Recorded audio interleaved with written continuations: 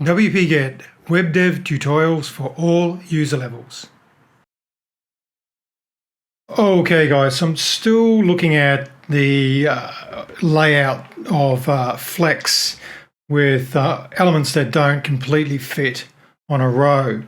And I've come up with what I think is a really cool idea that kind of fills a gap where Flex is missing.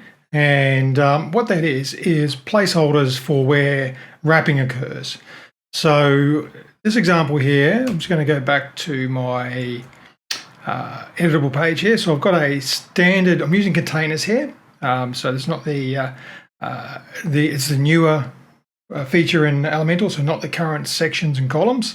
So in this container, I've basically got my layout set to wrap with the direction set to row. Each of these containers inside, I'm using the standard 20 pixel column and row gap. Each of these I've just got set to 300 pixels wide. So with the box on this being at 1120, the fourth one doesn't have enough space, so it wraps around. So that's pretty much what happens with Flex. Now, if I go, for example, in a bit on here, gets to there, and these two can't fit, so I end up with all this white space here and white space there. I then get down to my mobile breakpoint and they go to 100%.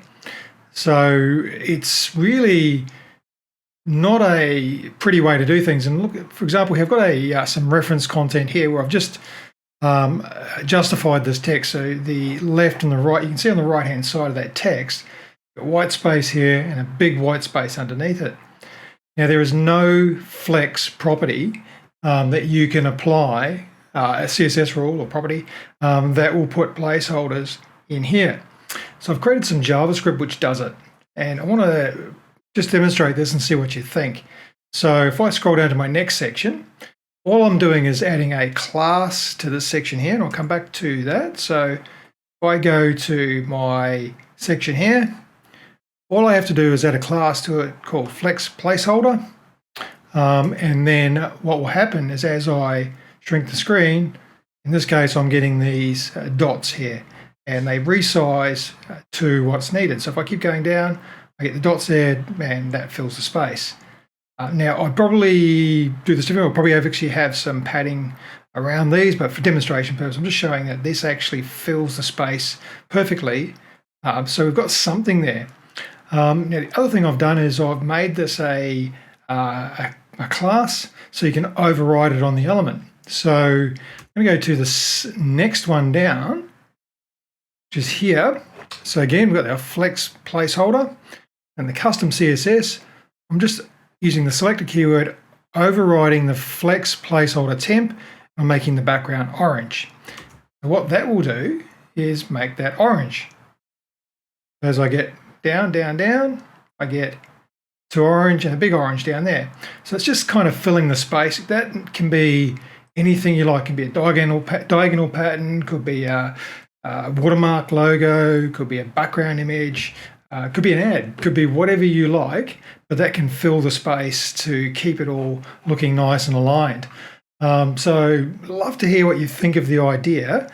The code is not perfect, and I'll show you why. What I realized is with scaling. So if I go to 125% scaling in my Windows computer, and then I go back to this here, it doesn't calculate correctly anymore. So most of it does, but on certain widths, it just doesn't calculate correctly. So there needs to be some more work done on this, but I'm just wondering if this is a good idea, not a good idea, what your thoughts are on that. So I'm going to go back to my 100%.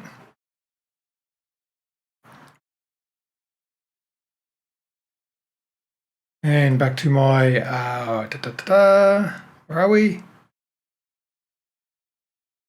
In here. And now all I need for this to work is some JavaScript, which I will make available to anyone who wants to play with this. So it's not actually a lot of JavaScript. It's just this little bit here. Here's my placeholder, which is the default, which is the dots. And The JavaScript that does all of this is just this section here. So I think it's pretty cool. It's a good way of doing it. Love to hear your thoughts, and yeah, just let me know what you think, please. Thank you.